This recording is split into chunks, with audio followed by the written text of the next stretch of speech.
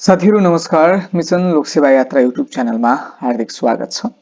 आज हामीले विक्रम सम्वत 2080 साल मंसिर 25 गते सोमबार नेपाल समाचार पत्रमा प्रकाशित भएको विषयगत प्रश्न उत्तर लिएर उपस्थित भएका छौं। आउनुहोस् सुरु गरौं पहिलो प्रश्नबाट। मानव संसाधन व्यवस्थापन अन्तर्गत सहभागितामूलक व्यवस्थापनका सिद्धान्तहरू उल्लेख गर्दै यसका फाइदा र कमजोर पक्षहरूको चर्चा गर्नुहोस्। कमजोर मनोबल र न्यून उत्पादकत्वको औषधि र पृष्ठभूमि भनेर यसरी सुरु हुन्छ। संगठनको उद्देश्य निर्धारण, कार्यक्रम कार्यान्वयन, विकल्पहरूको छनौट, निर्णय प्रक्रिया, उपलब्धिहरूको मूल्याङ्कन र प्रतिफलको बाँडफाँड समेतका सबै प्रक्रियामा सरकारवालाहरूलाई सहभागी गराउनलाई नै सहभागितामूलक व्यवस्थापन भनिन्छ। सहभागितामूलक व्यवस्थापनले संगठन मातहतका कर्मचारीहरूलाई पनि निर्णय प्रक्रियामा सामेल गराउने, सशक्तिकरण गर्ने, कार्य स्वतन्त्रता प्रदान गर्ने, प्रशंसा गर्ने, संस्थाप्रति अपनत्वको भावना जागृत गराउने गरी कार्य सम्पादन गर्न जोड दिन्छ र सहभागितामूलक व्यवस्थापन शैलीमा प्रजातान्त्रिक मूल्य र मान्यताहरू तथा मर्यादाहरूलाई अवलम्बन गर्दै व्यवस्थापन सम्बन्धी कार्य सञ्चालन गरिन्छ। अमेरिकी व्यवस्थापनविद रेन्सिस लाइकर्टले यो सिद्धान्तको प्रतिपादन गरेका हुन्। यसैगरी सहभागितामूलक व्यवस्थापनका सिद्धान्तहरू यस प्रकार उल्लेख गर्न सकिन्छ। व्यवस्थापकहरूले कर्मचारीसँग सोझै सम्पर्क गरेर समन्वय कायम गर्नुपर्दछ। सम्बन्धित कर्मचारीसँग नीति निर्माणको चरणबाट नै समन्वय गरिनुपर्दछ। समन्वय कायम गर्दा कर्मचारी तथा व्यवस्थापनको बीचमा हुने अन्तर्सम्बन्धको ख्याल गर्नुपर्दछ। समन्वय कायम राख्ने काम सधैँभरि जारी रहनुपर्दछ। यस्तै सहभागितामूलक व्यवस्थापनका थप सिद्धान्तहरू यस प्रकार छन्। समूह सदस्यको सक्षमता र कार्य सम्पादनमा विश्वास, गोपनीयता, परिणामप्रतिको उत्तरदायित्व, सुव्यवस्थापन, उत्प्रेरणा र मनोबल, यसैगरी सशक्तिकरण। र सहभागितामूलक व्यवस्थापनका फाइदाहरू यस प्रकार छन्। व्यक्तिगत स्तरमा हुने फाइदाहरू: व्यक्तिमा उच्च मनोबल हुने, आत्मसन्तुष्टि र आत्मसम्मानको महसुस हुने, कामप्रतिको निष्ठा र समर्पण बढ्ने, उत्प्रेरणा अभिवृद्धि हुने, सृजनशीलता र कार्य सम्पादन क्षमता बढ्ने, अन्तर्निहित प्रतिभाको प्रस्फुटन हुने, क्षमता प्रदर्शन गर्ने वातावरणको निर्माण हुने, संस्थाप्रति अपनत्व भाव वृद्धि हुने। यस्तै समूह स्तरमा हुने फाइदाहरू यस प्रकार छन्। सामूहिक भावनाको विकास हुने, पारस्परिक सहयोग र सद्भाव बढ्ने, सामूहिक निर्णय प्रक्रिया हुने, यसैगरी जिम्मेवारी र जवाफदेहिता वृद्धि हुने, काम पन्छाउने प्रवृत्तिमा कमी आउने। यस्तै संगठन स्तरमा हुने फाइदाहरू: उत्पादन र उत्पादकत्वमा वृद्धि हुने, न्यून समय र लागतमा अधिक प्रतिफल प्राप्त हुने, त्रुटिहरू घट्दै जाने, गुनासोहरू कमी आउने, श्रम सम्बन्धमा सुधार आउने, संस्थागत अनुशासनमा सुधार हुने, नेतृत्व क्षमताको विकास गरी उत्तराधिकारी निर्माण हुने, नीति निर्माण र कार्यान्वयनमा प्रभावकारिता आउने, द्वन्द्वको समाधान गर्न सहयोग पुग्ने, प्रत्यक्ष निरीक्षणको खर्च घट्ने। यस्तै सहभागितामूलक व्यवस्थापनका कमजोर पक्षहरू यस प्रकार छन्। निर्णय प्रक्रियामा जटिलता हुने, सुरक्षा सम्बन्धी जोखिम बढ्न सक्ने, गोपनीयता नरहने, नेतृत्वको होडबाजी रहन सक्ने, पदसोपानमा समस्या उत्पन्न हुन सक्ने, परिवर्तनको प्रतिरोध हुन सक्ने, खर्चको वृद्धि हुन सक्ने, राजनीतिकरणको सम्भावना रहने, द्वन्द्वको समयमा उचित सम्बोधन नहुने। यस्तै निष्कर्ष रहेको छ, कर्मचारीहरूलाई निर्णय प्रक्रियामा सहभागी गराएमा उनीहरूमा उत्तरदायित्व र जवाफदेहिताको विकास हुने भएकोले उनीहरूलाई कसरी उक्त काम गर्ने भन्ने आदेश दिइरहनु पर्ने अवस्था आउँदैन। उनीहरूले नै समस्याको समाधान प्रस्तुत गर्दछन्। प्रत्यक्ष निरीक्षण, सुपरिवीक्षणको आवश्यकता घट्न गई व्यवस्थापक नीति निर्माणका विषयमा मात्रै केन्द्रित हुन सक्ने र दैनिक कार्य सञ्चालनमा कुनै दबाव नरहने हुँदा संगठन जीवन्त हुन सक्दछ। यस्तै प्रश्न नम्बर 2 मा रहेको छ, चारित्रिक विकास भनेको के हो? असल चरित्र विकासका तत्त्वहरू उल्लेख गर्दै संगठनमा चरित्र विकासमा प्रभाव पार्ने विषयवस्तुहरू स्पष्ट पार्नुहोस्। उत्तर यसरी सुरु हुन्छ। चारित्रिक विकास: इमानदारिता, वफादारिता, निष्पक्षता, सहिष्णुता, सहयोगीपन आदि गुणहरू नै चरित्र हुन्। कुनै निश्चित परिस्थितिमा व्यक्ति तथा समूहबाट प्रदर्शित हुने वा गरिने सही र गलत व्यवहार चरित्रको प्रस्फुटन हो। चरित्र गुण हो जसमा व्यक्तिले आर्जन गरेको विचार स्वभावको समष्टि हुन्छ। चरित्र त्यस्तो अन्तर्निहित गुण हो जसले व्यक्ति कस्तो बन्ने भनेर निर्णय गर्दछ। हरेक व्यक्तिको चरित्रमा योग्यता, विवेक, नैतिकता जस्ता गुणहरूको विकास गर्दै लैजाने प्रक्रिया नै चारित्रिक विकास हो। र असल चरित्र विकासका तत्त्वहरू यस प्रकार छन्। प्री कन्भेन्सनल अर्थात् दयालुपन र इमानदारिता, कन्भेन्सनल भनेको प्रतिबद्धता, यस्तै पोस्ट कन्भेन्सनल भनेको उत्तरदायित्वबोध र सम्मान, आत्मसंयमता, दायित्वबोध, समर्पण भाव, मधुरता, धैर्यता, परोपकारिता, सहिष्णुता, सबैप्रति सहयोग र सहानुभूति, अरूको भावना र विचारको सम्मान, मैत्रीपूर्ण व्यवहार। यस्तै गरी संगठनमा चरित्र विकासले पार्ने प्रभावहरू देहाय बमोजिम रहेका छन्। नीति नियम तथा कानूनले प्रभाव पार्छ। कार्यशैलीले कार्यसंस्कृति, मापदण्डहरू, संगठनको नेतृत्व, कार्य वातावरण, संगठनका सदस्यहरू, पेशागत संगठनहरू, सामाजिक मूल्य मान्यताहरू, सामाजिक तत्त्व, नैतिकता, सेवाग्राही, मुलुकको शासन प्रणाली, पारिवारिक, सामाजिक र शैक्षिक परिवेश। निष्कर्षमा व्यक्तिगत, पारिवारिक तथा सामाजिक सद्भाव र पारस्परिक सहयोगको वातावरण सिर्जना गर्न व्यक्तिको चरित्रले अहम भूमिका खेल्दछ। व्यक्तिलाई असल नागरिकका रूपमा विकास गरी समाजलाई सही निर्देश गर्न चारित्रिक विकास गर्नु जरुरी छ। यस्तै गरी प्रश्न नम्बर 3 मा रहेको छ मानवीय मूल्य भन्नाले के बुझ्नुहुन्छ? मानवीय मूल्य मान्यताका प्रकार र महत्त्व उल्लेख गर्दै मानवीय मूल्य मान्यताको अवलम्बनमा देखिएका कमजोरी पहिचान गरी सुधारका लागि सुझावहरू दिनुहोस् भनेर प्रश्न सोधिएको छ र सुरुवात यसरी हुन्छ। समाजद्वारा मान्यता प्राप्त मानवीय गुण, मानवीय मूल्य। मानवलाई मूल्यवान र सम्मानजनक बनाउन अवलम्बन गरिएका प्रयासहरूलाई मानव मूल्य भनिन्छ।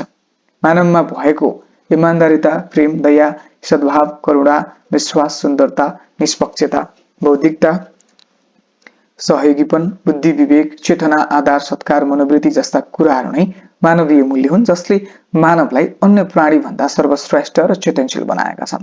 यी मानवीय मूल्यहरू एकातिर व्यक्तिको विवेकद्वारा नियन्त्रित हुन्छन् भने अर्कोतर्फ तिनको संस्कृति र परम्परालाई पक्ष पोषण गरिन्छ। मानव जीवन तथा मानसिक विकास प्रक्रियामा स्वीकार गरिएका आदर्श, नियम, लक्ष्य वा मान नै मानवीय मूल्य हो। मानवीय मूल्य जीवनको निर्देशक सिद्धान्त हो जुन सर्वव्यापी र मानवको लागि साझा हुन्छन्। मानवीय मूल्य मान्यताका प्रकार। जैविक मूल्य जीवन तथा अगाडि बढ्नको लागि तय गरिएका मूल्यहरू जस्तै स्वास्थ्य, जीवन निर्वाह, सुरक्षा र कुशलतासँग सम्बन्धित। सामाजिक मूल्य सम्पत्ति, स्थिति, प्रेम, न्याय, सहयोग, सहिष्णुता, दया, सहानुभूतिका सम्बन्धित मूल्यहरू। यस्तै आध्यात्मिक मूल्यहरू रहेका छन् सत्य, सुन्दरता, सुसङ्गति तथा पवित्रतासँग सम्बन्धित मूल्यहरू। यस्तै व्यक्तिगत मूल्य रहेका छन् स्वविकास, सृजनशीलता, स्वतन्त्रता, अस्तित्व। यसैगरी संगठनात्मक मूल्य रहेका छन् सार्वजनिक सेवा, मुनाफा वृद्धि, सत्यता तथा निष्पक्षता। यस्तै संवैधानिक मूल्य रहेका छन् आधारभूत तथा मौलिक अधिकारको सम्मान, वातावरणीय मूल्य अन्तर्गत प्राणीप्रति दयाभाव। यस्तै मानवीय मूल्य मान्यताको महत्त्व यस प्रकार रहेका छन्।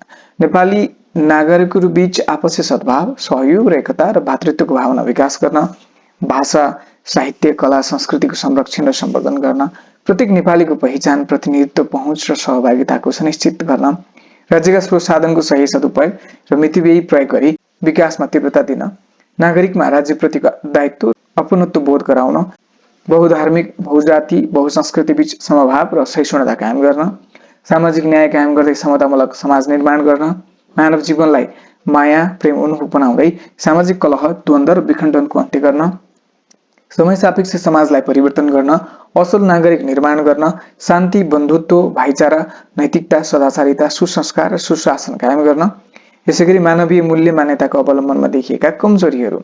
विद्यमान नीति कानून र नियमहरूको पूर्ण कार्यान्वयन हुन नसकेको, सुशासनको अभाव रहेको, शान्ति, अहिंसा, परोम धर्मको भावनामा कमी आउँदै गएको, जाति, धर्म तथा संवेदनशील विषयमा राजनीति सुरु गरिएको, अपराधिक गतिविधि बढ्दै गएको, नैतिक, व्यावसायिक र लोकतान्त्रिक मूल्य मान्यतामा क्रमशः ह्रास आएको, मानवीयता, दया, प्रेम जस्ता विषय दिन प्रतिदिन दयनीय बन्दै गएको, सामाजिक विचलन, विकृति बढ्दै गएका, सामाजिक मुद्दाहरूमा मतभेदको अवस्था सृजना हुन थालेको, अझै पनि जातीय छुवाछुत र बहिष्करणको अवस्था रहेको, अपराधको राजनीतिकरण र राजनीतिक अपराधीकरण बढ्दै गएको। यस्तै कमजोरी हटाउन आवश्यक सुझावहरू यस प्रकार छन्। विद्यमान कानून, नीति, कार्यक्रमहरूको प्रभावकारी कार्यान्वयन गर्न सक्नुपर्छ।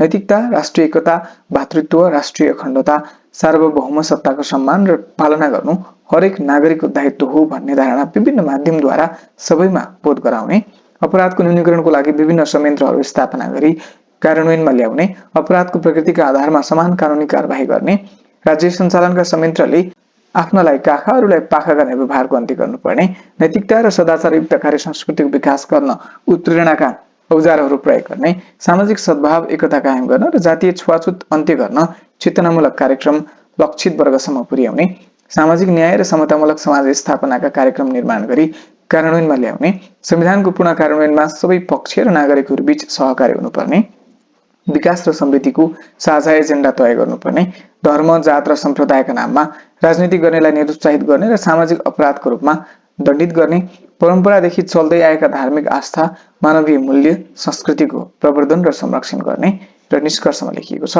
मानवीय मूल्य मान्यताले मानवीय मनोवृत्ति, उत्प्रेरणा र व्यवहारप्रतिको बुझाइमा परिवर्तन गर्न संसारप्रतिको हाम्रो धारणालाई प्रभाव पार्दछ।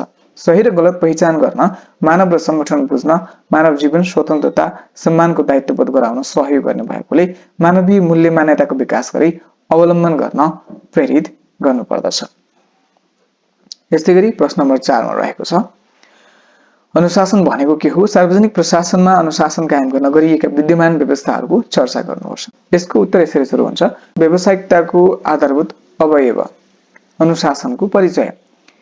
निश्चित नियममा बसेर गरिने मर्यादित व्यवहारलाई नै अनुशासन भनिन्छ र प्रचलित नियम, आचार संहिता र स्थापित व्यवहार प्रणालीको अनुसरणबाट निर्माण हुने जीवनशैलीको ढाँचालाई नै अनुशासन भनिन्छ। यो मानिसलाई मार्गनिर्देश गरी असल, अनुकरणीय र प्रशंसनीय बनाउने जीवन प्रणाली हो। समग्रमा अनुशासन भनेको असल, सुसंस्कृत तथा विधिसम्मत व्यवहार एवं आचरण तथा संस्कारलाई बुझिन्छ। सार्वजनिक प्रशासनमा अनुशासन कायम गर्न गरिएका व्यवस्थाहरू यस प्रकार रहेका छन्। संवैधानिक व्यवस्था। व्यवस्थापनमा कानुनी राज्यको अवधारणा तथा सुशासनप्रति प्रतिबद्धता व्यक्त गरिएको। राज्यको निर्देशक सिद्धान्त, कानुनको शासन तथा अनुशासन र मर्यादामा आधारित सामाजिक मूल्यहरूको विकास गर्ने उद्देश्य राखिएको। सक्षम, निष्पक्ष, पारदर्शी र जनउत्तरदायी सार्वजनिक प्रशासनको उद्देश्य राखिएको र कानुनी व्यवस्था अन्तर्गत रहेको छ। निजामती सेवा ऐनको प्रस्तावनामा सक्षम, सुदृढ, सेवामूलक र उत्तरदायी निजामती सेवाको परिकल्पना गरिएको र विभिन्न सेवाको गठन गरी व्यावसायिकतामा जोड दिइएको कार्य विवरणको व्यवस्था गरिएको। यस्तै सेवा समूह तथा उपसमूहको गठन गरिएको। लोकसेवा आयोगको सिफारिसमा नियुक्ति हुने व्यवस्था गरिएको। सरुवा तथा बढुवाको व्यवस्था गरिएको। अध्ययन, तालिम तथा अध्ययन भ्रमण सम्बन्धी व्यवस्था गरिएको। कर्मचारीले पालना गर्नुपर्ने आचरणहरूको व्यवस्था गरिएको। अनुशासन र आचार संहिता पालन समेतलाई सुदृढीकरण गर्न निजामती कर्मचारीको लागि पुरस्कारको व्यवस्था गरिएको। यसैगरी कार्यगत व्यवस्था निम्न बमोजिम रहेका छन्। समय समयमा विभिन्न समितिहरू गठन गरी प्रशासन सुधारको प्रयास गरिएको। बुच कमिसनदेखि ताल समितिसम्म। यस्तै सङ्घ, प्रदेश र स्थानीय तहलाई सम्बन्धित तहका कर्मचारीहरूको प्रशासनिक व्यवस्थापनको स्वायत्तता प्रदान गरिएको। कार्य सम्पादन सम्झौता, कार्य सम्पादन मूल्याङ्कन, सेवा करार, व्यवस्थापन करार जस्ता उपायहरूको अवलम्बन गरिएको। नागरिक तथा तेस्रो पक्षबाट मूल्याङ्कन हुने व्यवस्था गरिएको। विभिन्न तालिम तथा क्षमता विकास कार्यक्रमहरूको व्यवस्था गरिएको र निष्कर्षमा लेखिएको छ सार्वजनिक प्रशासनप्रति जनताको विश्वास, भरोसा, अपनत्व विकास गर्न अनुशासित कर्मचारीको विकल्प छैन। अनुशासित, मर्यादित र सभ्य सार्वजनिक प्रशासन जनताको अपेक्षा हो। यसैगरी प्रश्न नम्बर 5 मा रहेको छ सार्वजनिक प्रशासनमा सकारात्मक सोच र नकारात्मक दृष्टिकोणले पार्ने प्रभावहरू स्पष्ट पार्नुहोस्। उत्तर यसरी सुरु हुन्छ टाइटलबाट। निराशावादी व्यक्ति हरेक अवसरमा समस्या देख्छ भने आशावादी व्यक्ति हरेक समस्यामा अवसर देख्छ। एकदमै राम्रो टाइटल राखिएको छ। पृष्ठभूमि यसरी सुरु हुन्छ। कुनै पनि विषयवस्तु, मुद्दा, एजेन्डा, घटना वा क्रियाकलापको बारेमा वस्तुनिष्ठ र तथ्यपरक ढङ्गले विश्लेषण एवं मूल्याङ्कन गरी अवसर तथा सम्भावना केन्द्रित भएर उत्पन्न भएको सोच नै सकारात्मक सोच हो। सकारात्मक सोच सुख, खुशी र सफलता प्राप्तिको अस्त्र पनि हो। सार्वजनिक प्रशासनमा सकारात्मक सोचका प्रभावहरू: व्यक्तित्व विकास हुने, उत्साह उत्पन्न हुने, उत्प्रेरणा हासिल हुने, व्यक्तिको पहिचान बढ्ने, उत्पादन र उत्पादकत्व बढ्ने, सामूहिक भावना वृद्धि हुने, समस्याहरूको समाधान गर्न सहज हुने, कामप्रतिको लगाव बढ्ने, वफादारी बढ्ने, व्यवस्थापक, कर्मचारी र सेवाग्राहीहरू बीच राम्रो सम्बन्ध स्थापित हुने, तनाव व्यवस्थापन हुने। यसैगरी नकारात्मक दृष्टिकोणले पार्ने प्रभावहरू: सम्बन्धमा तिक्तता बढ्ने, उद्देश्यहरू हासिल गर्न कठिन हुने, स्वास्थ्य समस्या उत्पन्न हुने, आपसी सम्बन्धहरूमा दरार पैदा हुने, अनावश्यक तनावहरू उत्पन्न हुने, संगठनमा गुटबन्दी कायम हुने र कार्य वातावरण बिग्रने। र निष्कर्षमा छ सकारात्मक सोचले तनावको स्तर कम गरी अधिक आनन्द, खुशी र सफलता प्राप्तिमा सहयोग गर्दछ भने सकारात्मक परिणामको आशा गरेमा मात्रै परिणाम पनि सकारात्मक पाउन सकिन्छ। शरीरलाई स्वस्थ राख्न पनि सकारात्मक सोचको जरुरत पर्दछ। अवश्य साथीहरू, आजको लागि विषयगत प्रश्न उत्तर पनि यही सकिन्छ। यदि तपाईलाई यो भिडियो मन पर्यो भने भिडियोलाई लाइक, कमेन्ट र शेयर गर्न नभुल्नुहोला। यसैगरी हाम्रो च्यानललाई सब्स्क्राइब पनि गर्नुहोला। आजको लागि हाम्रो प्रस्तुति यति नै। हामी अन्य भिडियोहरुका साथमा पुनः उपस्थित हुनेछौं। आजको लागि बिदा चाहन्छौं। नमस्कार।